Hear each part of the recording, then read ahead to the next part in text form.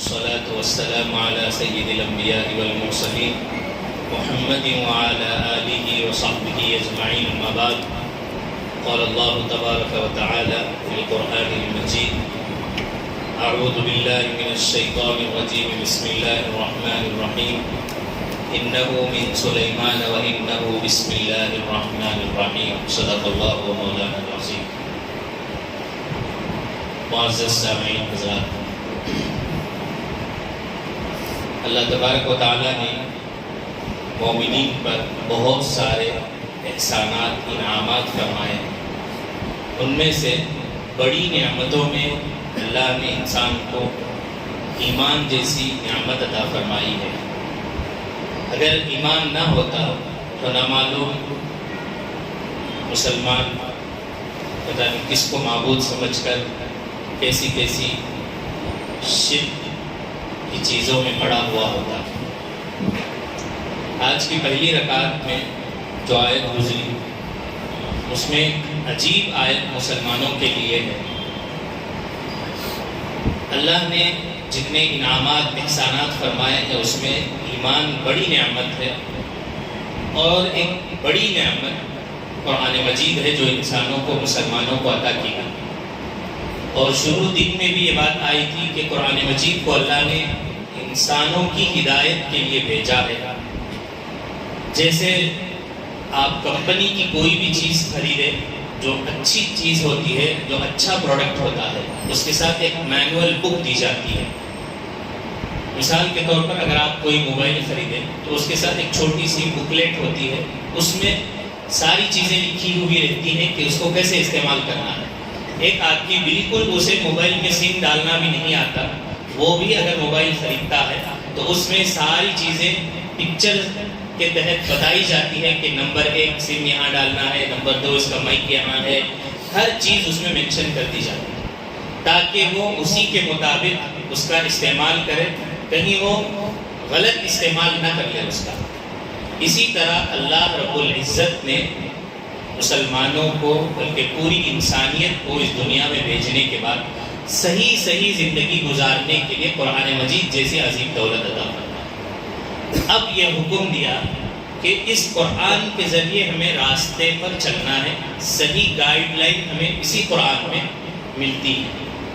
اسی لیے 9 ذی الحجہ اللہ کے نبی صلی اللہ علیہ وسلم نے اپنے آخری حج کے موقع پر پہاڑ پر چڑھ کر پوری اس وقت جتنی مسلمان قوم تھی، صحابہ تھے، ان کو مخاطب کر کے آپ نے فرمایا کہ ترکت فیکم امرین، میں تمہارے درمیان 2 چیزیں چھوڑ کر جا رہا ہوں. ہم سب جانتے ہیں کہ آخر وقت میں جو وصیت کی جاتی ہے وہ بہت اہم ہوتی ہے. تو آخر وقت میں اللہ کے نبی نے 2 چیزوں کی طرف اشارہ فرمایا: کتاب اللہ و سنت رسولہ صلی اللہ علیہ وسلم. وہ 2 چیزیں کیا ہیں؟ اللہ کا کلام ہے اور رسول اللہ صلی اللہ علیہ وسلم کی احادیث مبارکہ اور زندگی ہے. آپ ان تمسکتم لن تضلوا، اور آپ نے فرمایا کہ اگر تم ان 2 چیزوں پر عمل کرتے رہو گے، اس کو مضبوطی سے تھامے رہو گے، تو تم زندگی میں کبھی گمراہ نہیں ہوگے، یعنی راستہ نہیں بھٹکو گے. آج کل اکثر لوگوں کو یہ شکایت ہوتی ہے، اتنے طبقے ہیں، اتنے فرقے ہیں، کیا صحیح کی کیا غلط معلوم ہی نہیں، کون سا صحیح کی کیا ہے کی، ایسے سوالات انسان کے ذہن میں آتے رہتے ہیں. واضح طور پر قرآن مجید نے فرمایا کہ جو اللہ کا حکم ہے، قرآن مجید ہے، اور جو نبی اکرم صلی اللہ علیہ وسلم کی زندگی ہے یعنی احادیث مبارکہ ہے، ان دونوں پر عمل کرنے سے انسان سیدھا جنت کے راستے پر جائے گا، اور سیدھا اس راستے پر جائے گا جس کو اهدنا الصراط المستقیم کہا گیا، یعنی بالکل سیدھا راستہ جو سیدھے جنت تک لے جانے والا. جن لوگوں نے اس قرآن کی تعلیمات کو چھوڑ دیا، اللہ کے نبی صلی اللہ علیہ وسلم قیامت میں اللہ سے شکایت کرے. وقال الرسول یا ربی ان قوم اتخذوا هذا القرآن مهجورا. اللہ کے رسول اللہ سے شکایت کریں گے کہ اللہ، میری اس قوم نے قرآن مجید کو چھوڑ دیا، اس پر عمل نہیں کرتی تھی، منمانی کیا کرتی تھی، بس اس کو تعویذ کے لیے یا کسی اور مقصد کے لیے پڑھ کر بخشنے کے لیے انہوں نے رکھ لیا تھا، لیکن جس مقصد کے لیے اللہ آپ نے اتارا ہے اس مقصد پر انہوں نے عمل نہیں کیا۔ تو اللہ کے نبی جو راتوں میں اٹھ اٹھ کر اس امت کے لیے دعائیں کیا کرتے تھے، وہ نبی اس امت کے خلاف شکایت کریں گے اللہ سے کہ اے اللہ میری اس قوم نے قرآن مجید کو چھوڑ دیا۔ لہٰذا ہمیں قرآن مجید پر عمل کرنے کی ضرورت ہے۔ اب تو بہت آسان ہے قرآن پر عمل کرنا، بہت آسان ہے۔ آپ جس لینگویج کو پڑھنا جانتے ہیں اس لینگویج میں آپ کو قرآن مجید مل جائے گا۔ اصل تو یہ ہے کہ آپ عربی زبان میں قرآن مجید سیکھیں، پھر اس کے ٹرانسلیشن کو بھی عربی سیکھ کر وہیں سے سمجھنے کی کوشش کریں۔ فوراً ممکن نہیں ہے تو آپ کسی دوسری زبان کا سہارا لے سکتے ہیں۔ آپ آج تو دنیا کی دوسری قومیں قرآن مجید پر ریسرچ کر رہی ہیں، پڑھ رہی ہیں، اس کو سمجھ رہی ہیں، ان سے موتیاں نکال رہی ہیں، اس کی بیس پر دنیا کی بڑی بڑی قومیں بڑی بڑی چیزیں بنا رہی ہیں۔ لیکن آج مسلمان جس قرآن کو سب سے بڑا قرہ امتیاز بنا کر اللہ تعالیٰ نے دیا ہے، اسی قرآن کو ہم بھول گئے ہیں۔ اس کا ہی ایک نتیجہ یہ ہے کہ آج ہم سب سے زیادہ ہر جگہ دھکے کھاتے پھر رہے ہیں، مظلوم ہیں، کیونکہ قرآن کے احکام پر اگر ہم عمل کریں گے تو دنیا ہمیں سلام کرے گی۔ اس کے جو اخلاق ہیں وہ اتنے بہترین ہیں کہ جو قوم اس قرآن کے حکموں پر عمل کرتی ہے اس قوم کو پوری دنیا کے لوگ بڑی عزت کی نگاہ سے دیکھتے ہیں۔ یہ کوئی عجیب بات نہیں ہے، صحابہ اکرام کی زندگیاں ہمارے سامنے موجود ہیں۔ انہوں نے قرآن پر عمل کیا، اگرچہ لوگ ان کی زبان نہیں جانتے تھے لیکن کہتے تھے کہ سب سے اچھا انسان اس زمین پر ہے تو یہ یہی ہے۔ ایک صحابی بھی جس زمین پر چلے جاتے تھے اس ایک صحابی کو دیکھ کر سارے لوگ کہتے تھے کہ یہی سب سے اچھا انسان ہے، کیونکہ ان کے اندر قرآن تھا، ان کی زندگی کا ایک ایک کام قرآن کے مطابق ہو رہا تھا۔ تو جب ہم نے قرآن کو چھوڑا تو دنیا نے ہماری اہمیت کو بھلا دیا اور ہمیں ٹھوکروں میں رکھ دیا۔ اگر ہم چاہتے ہیں کہ ہم بلند مقام پر ہوں تو ہمیں قرآن پر عمل کرنے کی ضرورت ہے۔ تو اللہ کے رسول صلی اللہ علیہ وسلم کی اس شکایت سے اگر ہم بچنا چاہتے ہیں تو ہمیں قرآن پر عمل کرنا ہوگا، اور اسی میں مکمل کامیابی بھی ہے۔ اس کے علاوہ آج آپ نے سنا ہوگا حضرت سلیمان علیہ السلام کا نام کئی مرتبہ آیا آج تلاوت میں۔ ایک بڑا لمبا قصہ ہے حضرت سلیمان علیہ السلام کا، بہت دلچسپ بھی ہے، انٹرسٹنگ بھی ہے۔ آپ جانتے ہیں جو مسجد اقصیٰ ہے، اتنی بڑی مسجد، اتنے مضبوط پلرز میں، ستونوں میں بنائی گئی ہے۔ جن لوگوں نے وہاں کا سفر کیا ہے وہ جانتے ہیں۔ کچھ سال پہلے میں نے آپ لوگوں سے بھی ایک مرتبہ اوپر کلاس میں بتایا تھا کہ حضرت مولانا خالد سیف اللہ رحمانی صاحب جو مسلم پرسنل لا بورڈ کے اسپیکر ہیں اور فقہ اکیڈمی انڈیا کے جنرل سیکریٹری ہیں، حضرت نے لکھا ہے اپنے ایک مقالے میں کہ میرا وہاں جب سفر ہوا تو میں نے دیکھا کہ اس مسجد کی جو تعمیر ہوئی ہے، اللہ نے قرآن مجید میں جیسے جیسے بتایا ہے کہ جنات کی مدد سے حضرت سلیمان علیہ السلام نے اس مسجد اقصیٰ کی تعمیر کرائی۔ تو حضرت نے لکھا ہے کہ وہ بیسمنٹ سے لے کر اوپر تک ایک ہی ستون اتنا بڑا بڑا ہے کہ ایک آدمی اگر اپنا پورا ہاتھ پھیلائے تو وہ اس کے ہاتھ میں وہ ستون نہیں آ پائے۔ اتنے بڑے مکمل پتھر کے ہیں وہ ستون، اور نیچے سے لے کر اوپر تک اس زمانہ میں کرین کا بھی کوئی سسٹم نہیں تھا۔ تو واقعی یہ بات سمجھ میں آتی ہے کہ یہ جنات ہی کر سکتے ہیں۔ تو جنات کی مدد سے حضرت سلیمان علیہ السلام نے بڑی زبردست مسجد تعمیر کرائی ہے۔ اسی کو تعمیر کرانے والے حضرت داؤد علیہ السلام کے بیٹے حضرت سلیمان علیہ السلام کے بارے میں آتا ہے کہ اللہ تعالیٰ نے آپ کو، آج کل جو دنیا میں 3 طرح کی فورس ہوتی ہے، ایک ایئر فورس ہوتی ہے، ہوائی آرمی ہوتی ہے، ایک زمینی سطح کی ہوتی ہے آرمی، اور دوسری نیوی ہوتی ہے۔ تو اللہ تعالیٰ نے یہ تینوں کو حضرت سلیمان علیہ السلام کے دربار میں ان کی ماتحتی میں دے دیا تھا، یعنی آسمان کے جتنے پرندے ہیں، اڑنے والے، سب کچھ حضرت سلیمان علیہ السلام کے دربار میں تھے۔ اور اسی طرح زمین پر چلنے والے جتنے جانور ہیں، ہر ایک، چاہے چھوٹی سے لے کر بڑے بڑے جانور، سب ان کی ماتحتی میں تھے۔ اسی طرح سمندر کی مچھلیاں۔ تو یہ جو 3 مشہور فوجیں ہوتی ہیں، بعض مفسرین نے لکھا ہے یہیں سے وہ بھی لیا گیا ہے کہ کس طرح کی فوجیں ہوتی ہیں، چاہے ایئر فورس ہو، نیوی ہو یا آرمی ہو، یہ سب حضرت سلیمان علیہ السلام کے دربار میں ساری چیزیں موجود تھیں۔ تو اللہ تعالیٰ نے حضرت سلیمان علیہ السلام کو جتنی طاقت دی تھی اتنی طاقت آج تک دنیا میں کسی اور کو نہیں دی، اور اتنی الگ خصوصیات تھی، جیسے آپ جانوروں کی پرندوں کی سب کی بولی بھی سمجھا کرتے تھے. تو حضرت سلیمان علیہ السلام کا اپنا ایک انداز تھا دربار چلانے کا. ایک مرتبہ آپ نے اٹینڈنس کیا تو اس وقت ایک پرندہ غائب تھا ان کی محفل سے. تو حضرت سلیمان نے پوچھا فقال ما لی لا ارى الهدهد، مجھے ہدہد نظر نہیں آ رہا ہے، کیا بات ہے، وہ نہیں ہے یا کیا، کہاں چلا گیا ہے؟ تو یہ کہا گیا کہ جب وہ آئے تو میرے پاس بھیج دینا، میں اس کو سخت سزا دوں گا، کیونکہ بادشاہ کے دربار میں بغیر اجازت کے کیسے کوئی غائب ہو سکتا ہے. جیسے اسکولوں میں بھی اٹینڈنس ہوتا ہے اسی لیے تاکہ کوئی غائب نہ ہو، چکر نہ مارے، بنک نہ مارے. تو اس وقت وہ جو پرندہ غائب تھا تو جب وہ آیا تو سب نے کہا کہ بلا رہے ہیں بادشاہ، اچھی ریپیری ہوگی. تو جب وہ بادشاہ کے دربار میں حاضر ہوا تو اس نے کہا کہ بادشاہ نے پوچھا کہ کہاں تھے تم، میں تمہیں سزا دینے والا ہوں. تو اس نے کہا کہ بادشاہ میں ایک زبردست نیوز لے کر آیا ہوں آپ کے پاس، ایسی نیوز جو آپ کو بھی نہیں معلوم تھا. تو یہاں پر مفسرین نے لکھا ہے کہ اس پرندے نے جو بات بتائی حضرت سلیمان علیہ السلام کو نہیں معلوم تھا. تو نبیوں کو جو علم غیب ہونے کی بات کرتے ہیں ان کے لیے یہاں پر ایک پیغام، ایک میسج ہے کہ نبیوں کو اللہ تعالیٰ نے علم غیب مکمل طور پر نہیں دیا ہے. بعض باتیں جو اللہ سمجھانا چاہتے ہیں وہ سمجھا دیتے ہیں، اس وقت کوئی غیب کا علم بتا دیتے ہیں. اللہ تعالیٰ ہر چیز کا غیب کا علم نبیوں کو نہیں دیا جاتا.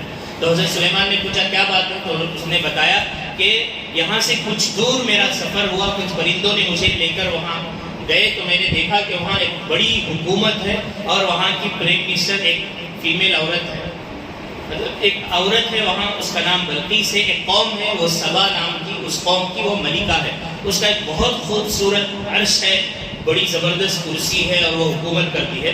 لیکن مسئلہ یہ ہے کہ وہ اللہ کی عبادت نہیں کرتے بلکہ سورج کی عبادت کرتے ہیں.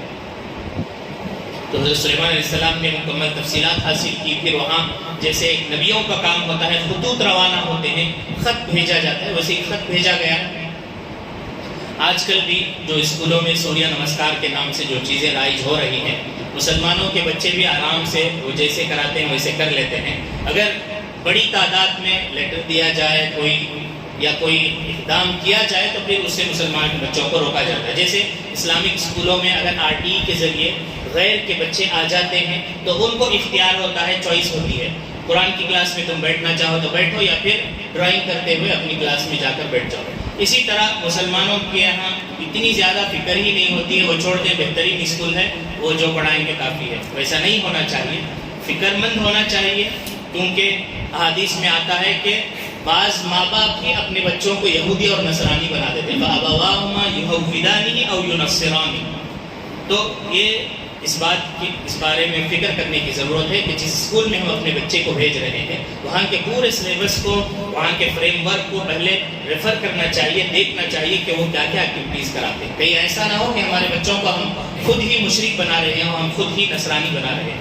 یہ بہت زیادہ بڑی فکر مندی کی بات ہے. آج کل کے زمانے میں اور زیادہ اس کی فکر کرنے کی ضرورت ہے. تو حضرت سلیمان علیہ السلام نے جب حال معلوم کیا تو پتہ چلا کہ حضرت سلیمان نے کہا کہ میں تحقیق کرنا چاہتا ہوں، تم صحیح بول رہے ہو کہ یہ اپنی جان بچانے کے لیے بول رہے ہو. تو بس جب تحقیق کی گئی تو پتہ چلا کہ ہدہد پرندے نے صحیح بات کی ہے. پھر حضرت سلیمان علیہ السلام نے خط بھیجا اور کہا کہ یہ خط لے جاؤ اور وہاں ڈال کر سائڈ میں آ کے دیکھتے رہنا کیا ہوتا.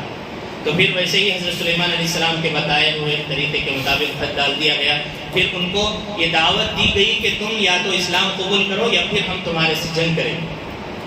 پھر ان کو بلایا گیا، وہ آئے. انہوں نے، ملکہ نے سوچا کہ دیکھتے ہیں ہم سے بڑا کون ہے اس زمین پر. ملکہ کو بھی اپنے اوپر فخر تھا کہ اس کے پاس بڑا لشکر تھا، جائیداد وغیرہ، مال ہیرے جواہرات. تو وہ خط کے بارے میں لکھا ہے بعض مفسرین نے کہ اس خط کو چاندی کے ورق پر سونے کی انک سے لکھا گیا تھا.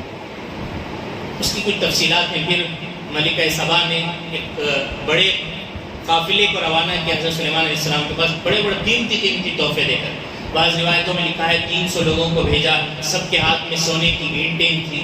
اس طرح بڑے بڑے ہدیے دے کر بھیجا. اور اس نے کہا کہ دیکھتے ہیں کہ اگر مال والا آدمی ہے، مال طلب کر رہا ہے تو ہدیے دے کر خاموش ہو جائے گا، زیادہ وہ کچھ نہیں کرے گا. اگر مال والا نہیں ہے تو پھر دیکھا جائے گا. تو اس کو جب پتہ چلا کہ حضرت سلیمان علیہ السلام کے خیالات کچھ اور ہی ہیں، وہ مال نہیں طلب کر رہے ہیں، سلیمان علیہ السلام نے کہا اللہ کا میرے پاس دیا ہوا بہت کچھ ہے. پھر اس کو جب دعوت دی گئی، جب وہ آئی تو اس نے دیکھا کہ ایک بہت بڑا محل سجا ہوا ہے. جب سلیمان علیہ السلام کو پتہ چلا کہ وہ بالکل قریب ہے، آنے ہی والی ہے، تو حضرت سلیمان علیہ السلام نے اپنی پارلیمنٹ میں، اپنی کمیٹی میں یہ بات کہی کہ میں چاہتا ہوں کہ وہ یہاں آ کر بیٹھنے سے پہلے وہ جس تخت پر بیٹھتی ہے اس کا جو عرش ہے وہ بہت قیمتی ہے، اس کی جو کرسی ہے وہ بہت قیمتی کرسی ہے، ویسی کرسی کہیں نہیں ہے، میں چاہتا ہوں کہ وہ یہاں آئے تو اس سے پہلے وہ کرسی یہاں آ جائے۔ وہ نکل چکی تھی، وہ پہنچنے ہی والی تھی۔ حضرت سلیمان علیہ السلام نے جب مشورہ کیا تو میں وہ لانا چاہتا ہوں، تو کسی نے کہا کہ میں 5 دن میں لاؤں گا، 7 دن میں، 3 دن میں، 2 دن میں۔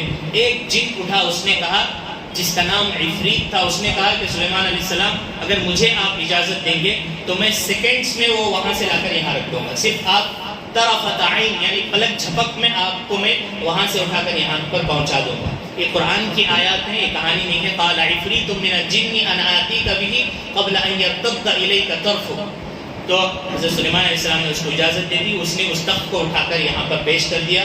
پھر جب وہ ملکہ حاضر ہوئی، حضرت سلیمان علیہ السلام اس کے دماغ میں یہ بات ڈالنا چاہ رہے تھے کہ جو اپنے آپ کو یا سورج کو خدا مان کر بیٹھی ہوئی تھی، بلکہ سورج نہیں بلکہ سورج کے بنانے والے خدا کی میں اتنا بڑا بادشاہ سلیمان ہو کر اس کی پرستش کرتا ہوں، تو تم چھوٹی سی ایک ریاست کی ایک ملکہ ہو، تم ایک چھوٹے سے سورج کی پرستش کرنے والی ہو۔ حقیقت وہ نہیں، حقیقت یہ ہے کہ میں جس خدا کی عبادت کرتا ہوں وہ خدا سب سے بڑا ہے۔ تو حضرت سلیمان علیہ السلام نے ایسا انتظام کرایا تھا، ایسا فرش بچھایا تھا کہ اس نے اپنے لہنگے کو اٹھاتے ہوئے وہ آنے لگی، تو حضرت سلیمان نے کہا کہ یہاں اٹھانے کی ضرورت نہیں ہے، پانی نہیں ہے۔ ایسا ڈیزائن کیا گیا تھا کہ وہ دیکھنے میں لگ رہا تھا کہ پانی میں چل رہی ہے، بلکہ وہ ایسا سسٹم تھا کہ وہ پانی نہیں ہے۔ آج کل چائنا کے جو 3D روم سجائے جاتے ہیں، نیچے مچھلیاں تیرتی رہتی ہیں، ایسا لگتا ہے کہ پانی ہے، پانی نہیں ہوتا۔ آج کل ایپاکسی نام کا ایک ایسا لکوڈ ہے جس سے وہ سب کانچ کی طرح بالکل نظر آتا ہے۔ تو حضرت سلیمان علیہ السلام نے اسی زمانے میں ایسا سجایا تھا کہ اس نے سوچا کہ اتنی عالیشان، اس کے دل میں حبوبت طاری ہوئی کہ اتنا قیمتی محل، اتنے لوگ، اتنی بڑی فوج، لشکر، یہ خود جب کسی اور کی عبادت کر رہا ہے تو بالکل وہی خدا ہوں گے۔ تو پھر اس دربار میں وہ آئی، پھر اس کو ساری چیزوں کے بارے میں معلوم ہوا، تو اسلمت مع سلیمان للہ رب العالمین، تو پھر آخر میں اس نے ایمان قبول کر لیا، اور جس خدا کی حضرت سلیمان علیہ السلام کی عبادت کرتے ہیں اسی خدا کی وہی عبادت کرنے والی ہو گئی۔ اور اسی کے ضمن میں اسی صورت میں ایک اور واقعہ چونٹی کا نقل کیا گیا ہے۔ چھوٹی سی چونٹی، حضرت سلیمان علیہ السلام اپنے لشکر کے ساتھ جا رہے تھے، تو ایک چونٹی نے اپنے، ان کی جو لشکر ہوتی ہے، چونٹیوں کا راستہ ہوتا ہے بالکل لائن سے جو جاتے رہتے ہیں، اس نے کہا کہ سب اندر بھاگ جاؤ، سلیمان کی فوج آ رہی ہے، کہیں ایسا نہ ہو کہ وہ ہم کو کچل دے۔ تو یہ بات حضرت سلیمان علیہ السلام کے کان میں پڑی، تو حضرت سلیمان علیہ السلام مسکرائے، اور وہ چیز اللہ تعالیٰ کو اتنی پسند آئی کہ اللہ تعالیٰ نے قرآن مجید میں قیامت تک کے لیے اس نقشے کو کھینچ کر قرآن میں رکھ دیا کہ ساری قومیں قیامت تک جو بھی پڑھیں گی تو وہ اس حصے کو بھی پڑھ لیں گی۔ تو جو لیڈر ہوتا ہے وہ اپنی ساری قوم کا فکر مند ہوتا ہے، چاہے چونٹی ہی کیوں نہ ہو۔ تو اللہ تعالیٰ جب جس طرح چاہتے ہیں، جس کو طاقتیں، قوتیں عطا فرماتے ہیں، اللہ ہی ہر چیز پر قادر ہیں۔ اور اللہ تعالیٰ نے کئی پیغامات ان آیتوں میں دیے ہیں۔ مختصر پیغام یہ ہے کہ اللہ ہی ہے سب کچھ کرنے والے۔ اگر ظاہری طور پر کسی کے پاس طاقت و قوت ہے تو اسے گھبرانا نہیں ہے، بلکہ سب سے بڑی ذات اللہ رب العزت کی ہے۔ وہ جو چاہتا ہے وہی ہوتا ہے، اس کے چاہے کے بغیر کوئی کچھ نہیں ہوتا۔ چاہے کسی بھی دور میں مسلمانوں پر حالات آئیں، ظلم ہو، پریشانیاں آئیں، تو گھبرانے کی ضرورت نہیں ہے۔ سب چیز کا مالک اللہ ہی ہے۔ بس اللہ سے ہم قریب ہو جائیں گے تو اللہ تعالیٰ سارے معاملے حل کر دیتے ہیں۔ اللہ تعالیٰ سے دعا ہے کہ اللہ تعالیٰ ہمیں کئی سنی باتوں پر عمل کی توفیق عطا فرمائے، اور قرآن مجید کو مضبوطی سے اپنی زندگی میں عمل کرنے کی توفیق عطا فرمائے۔ سبحان اللہ و بحمدہ، سبحانک اللہم و بحمدک، ونشہد ان لا الہ الا انت، نستغفرک ونتوب الیک۔